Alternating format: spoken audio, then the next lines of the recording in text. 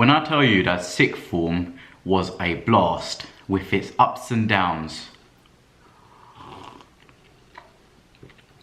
I really mean that. It was a crazy experience. Hey guys, it's Mahel here, and today I'm going to be talking to you about, yes, my sixth form experience.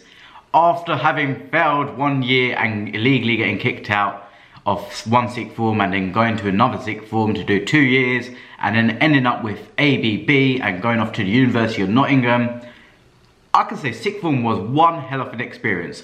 However, in this video, I'm just going to be talking about the 2 later years, so the ones I spent doing my A-levels rather than the failed year, so to give you a real idea of what it was like at sixth form and to even change sixth form. So a bit of background about me. So from year 7 to 11, I went to an all boys grammar school. So there were no girls, it wasn't mixed gender, it was just boys. So there was about 150 of us, and then for sixth form I decided to stay on, and in that year, so for year 12, I only got 19 points in the IB in the mock exams. I illegally got kicked out. If you haven't seen that video, then make sure to click the card which comes up now to watch that video, so then you know more about me. And then I moved across the road to a all-girls grammar school for sixth form, but it has a mixed sixth form. I've got a lot of comments asking me, oh Mahel, you went to a girls' school? Yes, so it's girls only from year 7 to 11, but it has a mixed sixth form in year 12 and 13. Now, this mixed sixth form only had about, I'd say, 15 boys, whereas it had around 150 girls. So the ratio was quite off. Despite there being so many more girls than there were boys, that didn't put me off in sixth form, and really, it was a good experience. But I'm gonna get straight into it, so a bit of advice. The jump from GCSE to sixth form, because chances are if you're watching this video, you either finished sixth form and you're just looking to look back on memories, or you're going into sixth form, which is what I'm going to be targeting here. So the jump from GCSE to sixth form, so A-levels or IB, depends on how many GCSEs you did and what A-levels you are going to do. I say this because, for example, some people only did 5 GCSEs, some people only did 7, I did 10, plus 1 in year 9, and some people even did 13. 13! Chances are that you had no free periods during years 7 to 11. You had lessons all day from around 8:40 to 3:30. But in sixth form, this changes as you only do 3 subjects. AS levels are now irrelevant, so you'll probably only do 3 subjects rather than 4 in year 12 and 3 in year 13. And depending on the subjects you do, so for example, someone who does chemistry, biology and maths will probably do a lot more work outside of lesson than someone who, like me, who did the diploma in financial studies, business and media studies. So whilst those subjects are also less difficult than chemistry, biology and maths, they also had less work outside of lessons, meaning I also had more free time. So going from GCSEs, where I had a full day of lessons, to going to sixth form, where I had 19 free periods a fortnight, and in those 3 periods I didn't even have to do work in all of them, considering I didn't actually have work to do. It was quite a jump. So people say that A-levels are harder than GCSEs, and yes, whilst they are, that is compensated by the fact that you are going to have more free time due to 3 periods, as well as not having as much work to do after school, in the sense that, for example, whereas you might have 6 teachers setting you homework for GCSEs because you did 10 GCSEs, here you only have 3 subjects, so you may only have 3 teachers setting you homework of the same amount of time. If you're still wondering how to pick your A-levels, or are going to consider changing your A-levels, let's say in the first 2 weeks you don't like your A-levels, I know I didn't. I originally picked psychology and English, and then I changed that to different subjects. I think it was religious studies and something else, but then I ended up dropping religious studies in year 13 anyways. Then make sure to click the card which appears right now and watch my video on how to pick your A-levels, because it really is quite straightforward. It's not as complicated as some people make it out to be. When you're going into sixth form, you might be doing BTECs, you might be doing Scottish Highs, but most people will probably be doing either A-levels or the IB.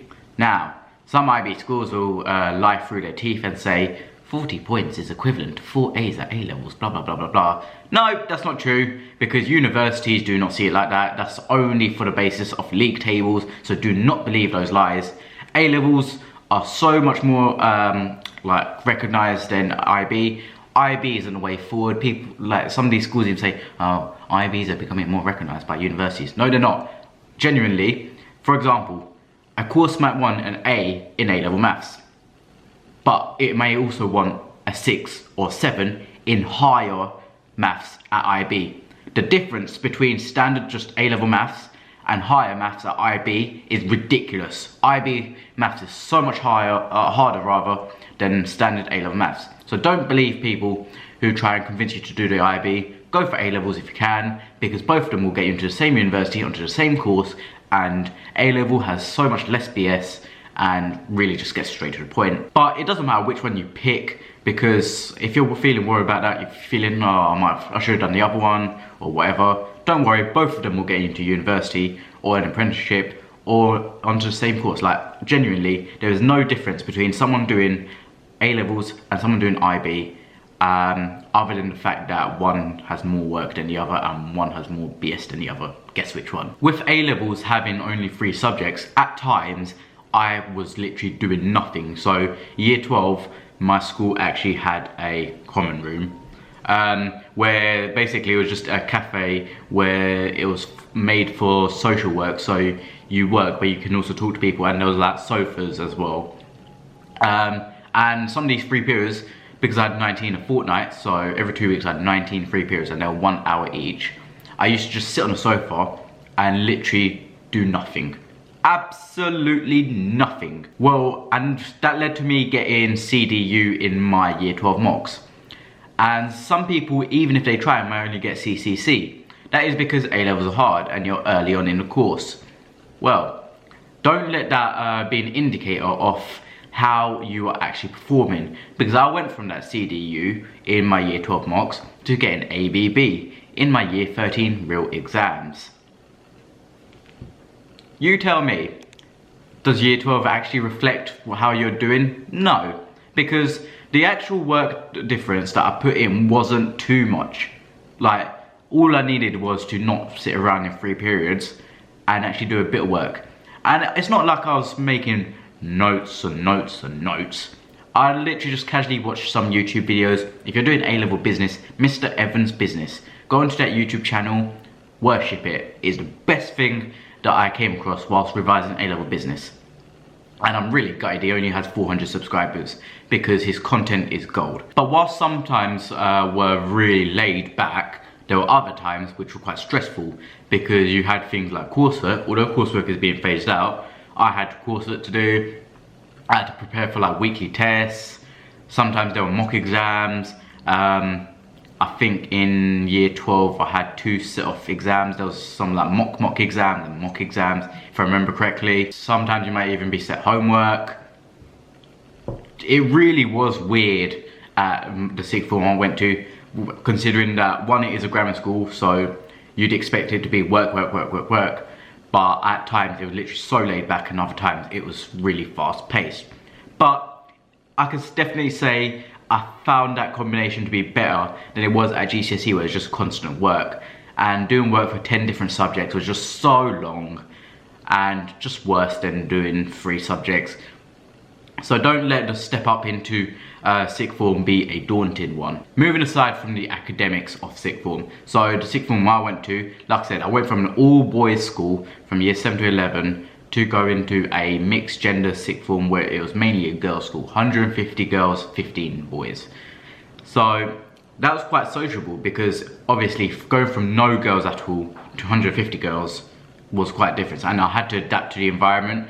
And the difference between an all boys school and a mainly girls and some boys sixth form was huge. And honestly, adapting to that environment is a very memorable experience, because like I said, whilst there were ups and downs, it was very fun because the banter still stayed on. You know, in year 7 to 11 you will do some very immature things. Just because you're in sixth form doesn't mean the immaturity stops. Some people will still be immature and the jokes will still crack on. You will still have a fun time even though you're doing A-levels. Don't worry about that. sixth form, they say, is going to be some of the best years of your life. And whilst I did have my ups and downs, some downs being really down, I would look back at sixth form, I think I really did enjoy these years. Having said that though, having gone to a school with around 150 girls, do not tell people secrets unless you really trust them. And some people, you might think you trust them, but then they tell their other friend that they apparently trust, and then that other friend isn't so trustworthy and then tells everyone. So when you have a go at that friend that you trusted for sharing your secret, they're like, oh, I only told this person and I trust him. Yeah, doesn't mean that person's going to not tell everyone, and the point is you shouldn't even tell that person. Drama or gossip spreads like wildfire. Something happens, chances are the whole year's going to know within 20 minutes. Believe me. Keep things to yourself. It's a mistake I made several times, and it backfired really badly. I mean, in the grand scheme of things, now that I'm going to uni, it doesn't matter, but at the time it was significant. Every time that happened, and that was a lot of times. So keep things to yourself. Sixth form really isn't the place to share secrets, because it will get out. It will get out. Having said that, that may even lead to people you were friends with like not even being your friend anymore. You might discover that some people are just fake. Some people you thought you were friends with, but then you're putting in more effort than they are. For example, let's say you're always messaging them and they never message you. Like, if you don't message them, there's no conversation. If you don't come up and talk to them, there's no conversation. If you don't ask them to meet up, there is no meeting up, etc. And some people you just from the get-go will not get on with. But at the same time, some people you genuinely will become friends with. So remember that. Just be careful as to who you make friends with. And I know you can't, in the grand scheme of things, actually control that. But just be cautious, because some people genuinely are out there to get you. Like, it's no joke. I think you should enjoy year 12 as much as you can, because year 12 will probably be the last years that you have house parties. Until university, where you have flat parties. But the point is that everyone has a 17th, and when they do, they have it at a house. And it's really good. And shout out to Eve for having a party 2 weeks into school, because that really helped with getting to know everyone. Obviously, I came into a new sixth form, I knew no one, and then Eve had a house party, and that's where I managed to get to know loads of people. It was a really great icebreaker in a sense.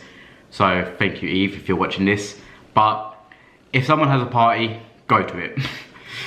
It's simple as that. And every house party you go to, enjoy it, because when you hit year 13, when people turn 18, that's when they decide that they want to throw venue parties, they want to celebrate at a club, they want to have dressing smart casual.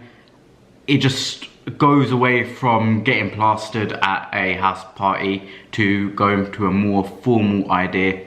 Although at the same time, instead of doing like drinking alcohol, some people go towards drugs. Now, whoa.